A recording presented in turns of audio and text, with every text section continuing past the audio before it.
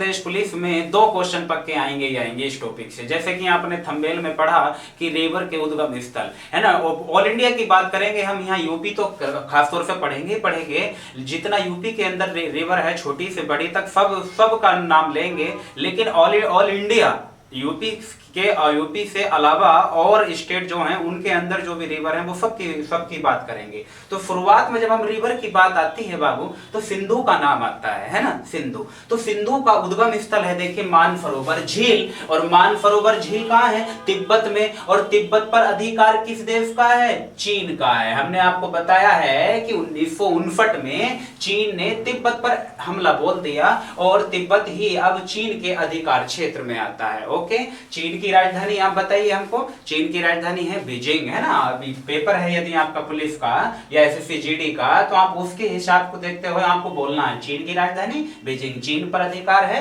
यानी चीन ने अधिकार कर रखा है तिब्बत पर।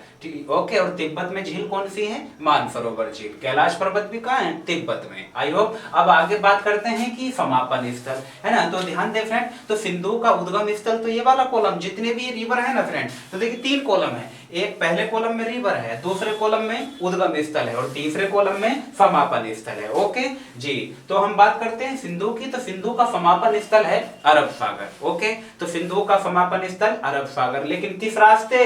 पाकिस्तान के रास्ते अरब सागर में गिर जाती है ना। आप देखिए, इतना आपने थोड़ा सा साउथ वाला बेटी हम दिखा देते हैं।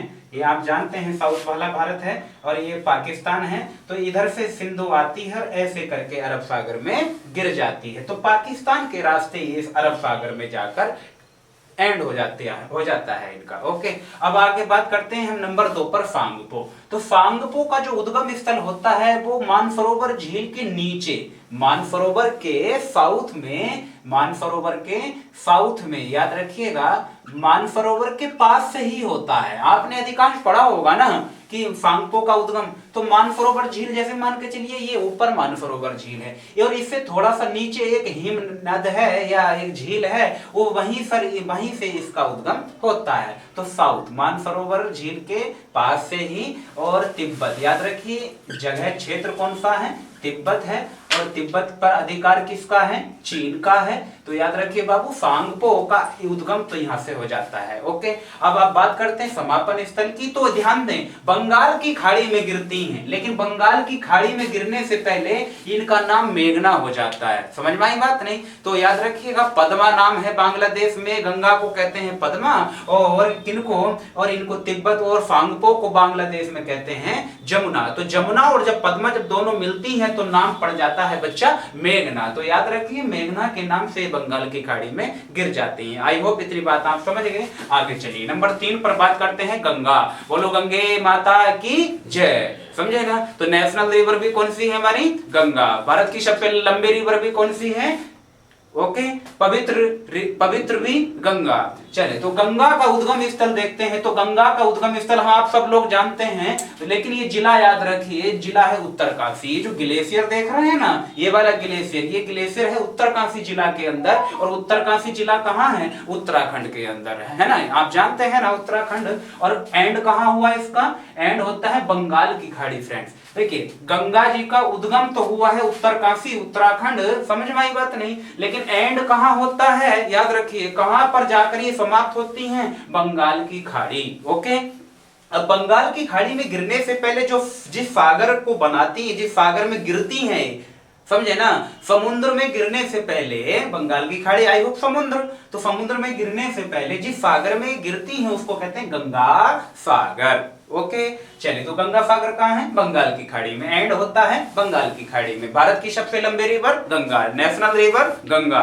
कितने राज्यों को होकर जाती है? 5। और इसकी दूरी कितनी है? 2525, मतलब 5 है ना। तो ध्यान दें, 5 है तो 5 का स्क्वायर 25, और एक 25 और उठा के रख दीजिए, 2525 किलोमीटर इसकी लंबाई है। बोलो गंगे माता की जय। चलिए अगला चौथा पॉइंट पर ध्यान देंगे, गोदावरी। क्या है? गोदावरी। तो बाबू गोदावरी का उद्गम जो होता है ना, गोदावरी का उद्गम नासिक जिला के अंदर है, और नासिक जिला के अंदर ये इस नाम की चोटी है, याद रखिएगा। ये भगवान शंकर का ज्योतिर्लिंग भी है, तो भगवान शंकर का ज्योतिर्लिंग है, और ये जिला नासिक में है, और नासिक महाराष्ट्र में है, तो यहाँ से उद्गम होता है। आई होप देखिए मैप में देख लीजिए, यहाँ से मान के चलिए ये नासिक है, यहाँ से उद्गम हो रहा है, और इस प्रकार से ये बंगाल की खाड़ी में गिर जाती हैं। तो एंड कहाँ हुआ इनका? बंगाल की खाड़ी में। ओके, इतना क्लियर है। चलें अब नंबर 5 पे बात करते हैं गोदावरी के तुरंत बाद। एक बात और याद रखिए फ्रेंड, जितनी भी ये रिवर हम पढ़ रहे हैं ना, ये रिवर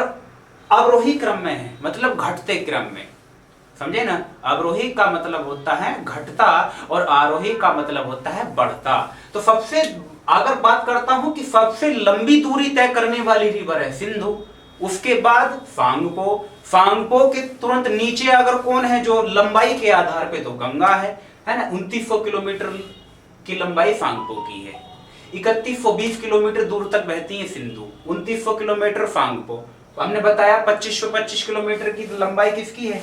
अपनी रिवर गंगा जी की, ठीक है। इनसे छोटी है गोदावरी, इनसे छोटी है ये, इनसे छोटी ये, इनसे छोटी ये, तो ये अवरोही रूप में है, अवरोही सीक्वेंस में है। तो सबसे लंबी रिवर सिंधु, इस नीचे की ओर आ रहे हैं, ठीक है। चले तो बाबू यदि नंबर 5 पर हम बात करते हैं, तो गोदावरी के तुरंत नीचे आती है, गोदावरी के तुरंत नीचे महाराष्ट्र राज्य में एक चोटी का नाम है महाबलेश्वर।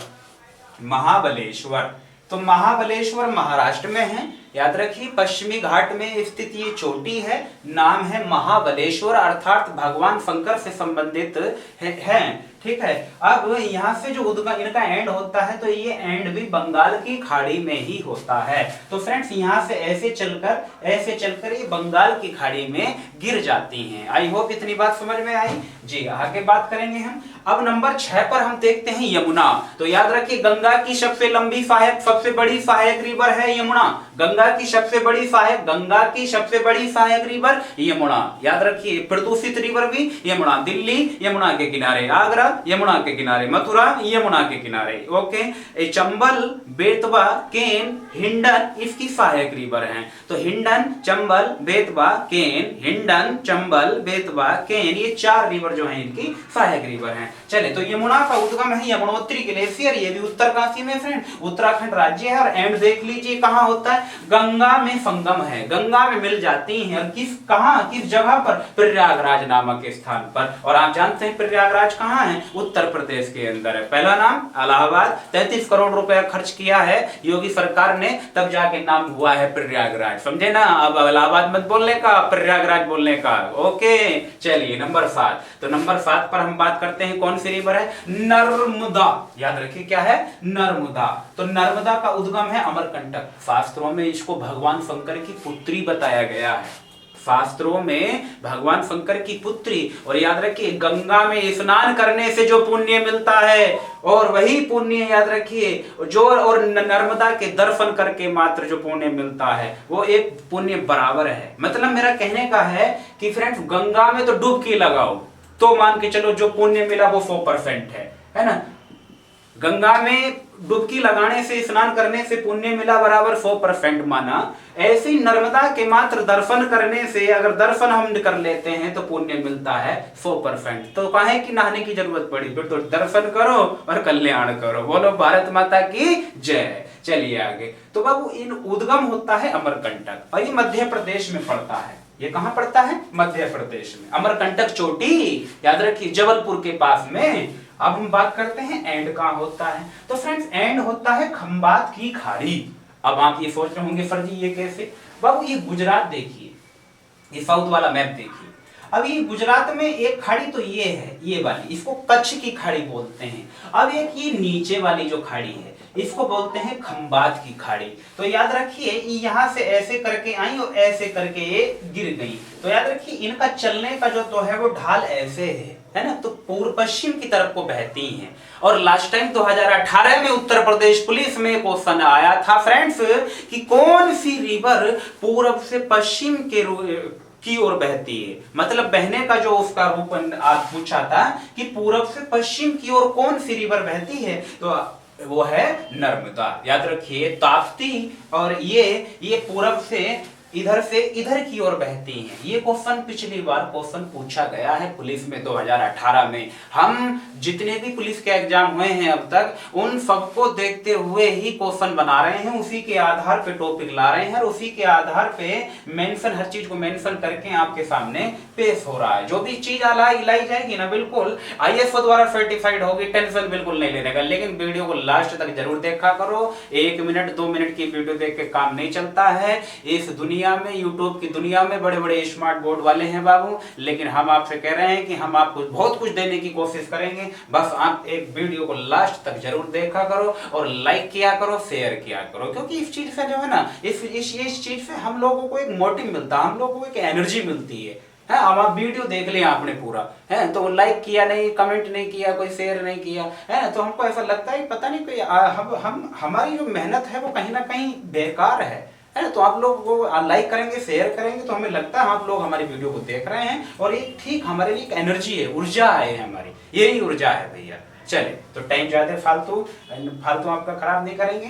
तो ध्यान दें, उद्गम अमरकंटक से होता है और समापन खंबात की खाड़ी। खंबात की खाड़ी अरब सागर में राज्य गुजरात है।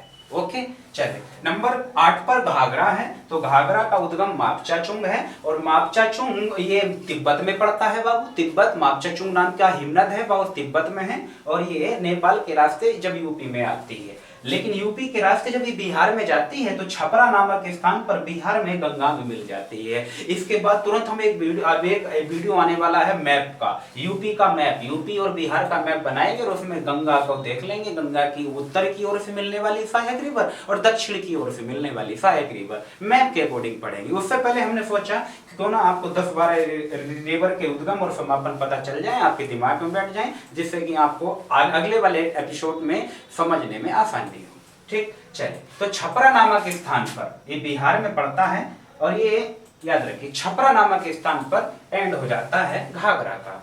आगे बात करते हैं सतलज। तो सतलज का उद्गम होता है राकसताल। राकसताल फ्रेंड्स ये भी कहाँ है? तिब्बत में है। तो राकसताल ये तिब्बत में है और तिब्बत चीन पर है, चीन के कब्जे में है। ठीक, लेकिन इनका एंड कहाँ होता है? याद रखिए सतलज। तो सतलज की सहायक रिवर ब्यास है, याद रहे आपको, है ना, ब्यास है और एंड होता है पाकिस्तान में चिनाब में संगम। चिनाब से संगम मतलब पाकिस्तान में चिनाब में जाकर मिल जाती है और चिनाब सिंधु में जाकर मिल जाती है। समझे ना? सतलज मिलेगी किस में? देखिए सतलज मिली चिनाब में और चिनाब मिली किस में? सिंधु में, और सिंधु गिरी कहां? अरब सागर में। बोलो भारत माता की जय। समझे ना? अभी कमेंट बॉक्स में कमेंट करके एक बार जरूर लिखें सब बच्चे, भारत माता की जय। समझे ना जी? आगे बात करते हैं बाबू 9 नंबर पर। 9 नंबर पर है बहुत ही अच्छी रिवर और इस रिवर पर जो है ना, इस रिवर का उद्गम जो होता है वो अमरकंटक से होता है। ध्यान दें, इस रिवर का उद्गम अमरकंटक से होता है। अमरकंटक मध्य प्रदेश में पड़ता है। आई होप आप ये समझ रहे होंगे सर जी मध्य प्रदेश में है, छत्तीसगढ़ में है। आप मध्य प्रदेश बोलना, छत्तीसगढ़ नहीं बोलना, समझे? एग्जैक्ट लोकेशन इसकी मध्य प्रदेश पड़ती है। अब इनका एंड जो होता है वो बंगाल की खाड़ी में होता है। याद रखिए इसी रिवर पर बना हुआ है भारत का सबसे लंबा बांध, जिस बांध की लंबाई है 2500 किलोमीटर। आपने सुना होगा हीराकुंड बांध। हीराकुंड बांध, तो हीराकुंड जो बांध है बाबू, वो हीराकुंड बांध वो इसी रिवर पर बना हुआ है और ये भारत का सबसे लंबा बांध है। याद रखिए सबसे लंबा बांध है और इस बांध की जो लंबाई है ना फ्रेंड्स, इस बांध की लंबाई 25 किलोमीटर है और ये दुनिया का भी सबसे लंबा बांध है। कौन सा बांध है? हीराकुंड बांध है। भारत का ही नहीं बल्कि पूरे विश्व का सबसे लंबा बांध हीराकुंड बांध है। ठीक है, मिलते हैं अगले एपिसोड में, तब तक के लिए जय हिंद, जय भारत।